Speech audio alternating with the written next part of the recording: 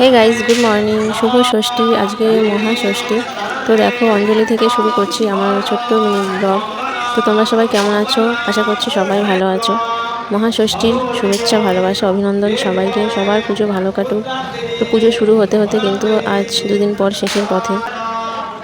তো এইসবের মধ্যে আমাদের সুখ দুঃখ ভুলে আনন্দের মধ্যে কাটাতে হবে। তো দেখো, এখানে রেডি সেডি হয়ে চলে এসেছি অঞ্জলি দিতে। পুষ্পাঞ্জলি শুরু হয়ে গেছে। তো আমি বসেও পড়েছি পুষ্পাঞ্জলি দিতে। তো তোমাদের কেমন কাটছে না কাটছে অবশ্যই কমেন্টে জানিও। আশা করছি সবার পুজো ভালো কাটবে এবং ভালো কাটুক, এটাই আশা করি। তো এই 4-5টা দিনের জন্য কিন্তু আমাদের সারা বছরের কত প্ল্যানিং থাকে, তাই না? কত আয়োজন থাকে, মানে আমরা কি করব না করব, কি পরবো, কি খাবো, কত কিছু।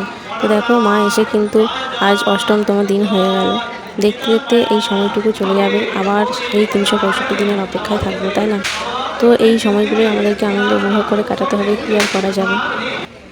তারপর এদিকে আমার পুষ্পাঞ্জলিটা দেওয়া কমপ্লিট হয়ে গেল। আর এত গরম ছিল না, তখন ওখানে পাখাটা বন্ধ করা দিয়েছিল, তার জন্য প্রচণ্ড পরিমাণে গরম ছিল। তারপর আমি মোটা কাপড় পরে গেছি, ঘেমে নিয়ে চান হয়ে গেছি একেবারে। দেন আমরা দুবারের মাথায় পুষ্পাঞ্জলিটা দিয়েছিলাম, এখনও কিন্তু অনেকবার হবে। তারপর দেখো, যেহেতু সকাল থেকে উপোস ছিলাম, যার জন্য বাড়িতে এসে ওই কোল্ড ড্রিঙ্কসটা খেয়ে নিয়েছি, মানে ম্যাঙ্গো জুস যেটা। তারপরে মা এদিকে লুচিগুলো বেলে দিয়ে দেওয়ার পর এদিকে দেখো আমি তরকারিগুলো আগে করে রেখেছিলাম। দেন এসে তারপর গরম গরম লুচি ভেজে খেয়ে নিলাম। আর তারপর সন্ধেবেলা চলে গেছি ঠাকুর দেখতে অষ্টমীর রাতে। তো এখানে করেছিল হায়দ্রাবাদের যে প্লেন অ্যাক্সিডেন্টটা হয়েছিল, ওইটাই ওখানে করেছিল। খুব সুন্দরভাবে আয়োজন করেছে, তো প্রচুর পরিমাণে লোক এসেছিলো দেখতে। আর আজকে যেহেতু অষ্টমী, সেহেতু আজকে রাস্তায় প্রচণ্ড পরিমাণে ভিড়। তো চলো দেখতে থাকো, আশা করছি তোমাদের খুব ভালো লাগবে। আর যদি ভিডিওটি ভালো লাগে থাকে অবশ্যই লাইক কমেন্ট শেয়ার করে পাশে থাকবে। আর যদি আমার চ্যানেলে নতুন হয়ে থাকো কোনো বন্ধু, তবে অবশ্যই চ্যানেলটিকে সাবস্ক্রাইব করে বরাবরের জন্য আমার পাশে থাকো। ধন্যবাদ। চলো দেখতে থাকো, আর ভিডিওটি স্কিপ না করে পুরো ভিডিওটা দেখার কিন্তু অনুরোধ রইল।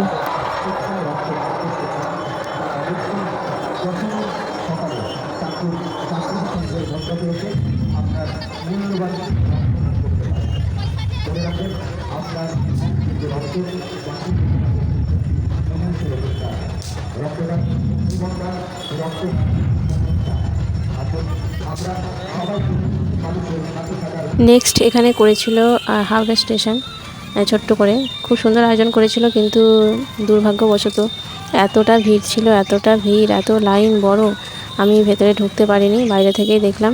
কিন্তু অনেকবার বলেছিলাম যে দাঁড়াও না কোনো সাইডে, দেখবো কীভাবে যদি অল্প কিছু দেখা যায়, যা হোক করে। তারপরে এই দিকটায় বসে বসে না, অনেক ভিড় হবে, দেখতে হবে না, পরে একদিন এসে দেখে যাবে। তো এই দিকটায় দেখলাম যে আসার পর এতটা লাইন, এত বড় লাইন দিয়ে দেখতে হবে, অসম্ভব, আমার পক্ষে কোনোভাবেই সম্ভব না। তারপর এইখানে ঠাকুরটা দেখে একটু ঢং করে চলে গেলাম অন্য জায়গায়। তো এইখানে বাইরে একটু বললাম যে ভিডিও করে দাও। তো তারপর দেখো এদিকে চলে এসেছি। তো আমি দিন চলে গেলাম নেক্সট বড়গাছা এই প্যান্ডেলগুলো দেখতে। তো খুবই সুন্দর এখানে বানিয়েছিল তোমার পুতুল দিয়ে।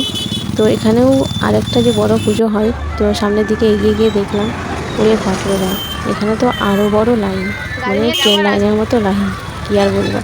তো অসম্ভব আমার পক্ষে, বললাম চলো গাড়ি নিয়ে যাই আর আসি, শুধু লাইনগুলো দেখে ভেতরে ঢুকতে হবে না, এতটা ভিড়।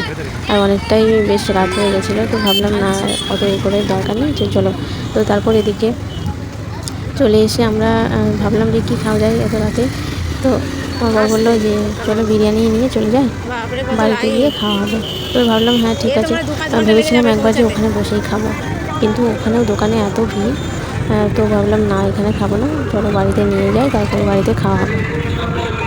তো দেখো এই দোকানে চলে এসেছে, এটা কিন্তু অনেক বড় দোকান একটা। ওখানে চলে গেল ও ওইদিকে অর্ডার দিতে। আর এখানে এগরোল মানে অনেক কিছু হচ্ছে ভাজা আর কি। তো সেগুলোই দেখছিলাম দাঁড়িয়ে দাঁড়িয়ে। আর এখন পুজোর সময় না, এখন অতটা ভালো করে আর কি সাজিয়ে গুছিয়ে দেবে না, যা হোক তা করে দিয়ে দিচ্ছে। আর অনেকগুলো হাঁড়ি কিন্তু শেষ হয়ে গেছে, এই হাঁড়িটা নতুন। আর এখন পুজোর সময় যেহেতু শুধু চিকেন বিরিয়ানি দিয়েছিল, তার সঙ্গে আলু ডিম যে শশা থাকে কিচ্ছু দেয়নি। আর এই পুজোর সময় তো এরকমই দেয়। তারপর ওখানে দিয়ে অর্ডার করে দিল, আর আমরা 2টো রোল আর 2 প্যাকেট বিরিয়ানি নিয়ে চলে এলাম। আর এই হাঁড়িটা থেকেই আমরা কেটে নিয়ে নিলাম। তো এইটুকুই। তো আজকের এই ভিডিওটা তোমাদের কেমন লাগলো অবশ্যই কমেন্ট, দেখা হচ্ছে অন্য একটা ভিডিওতে। টাটা।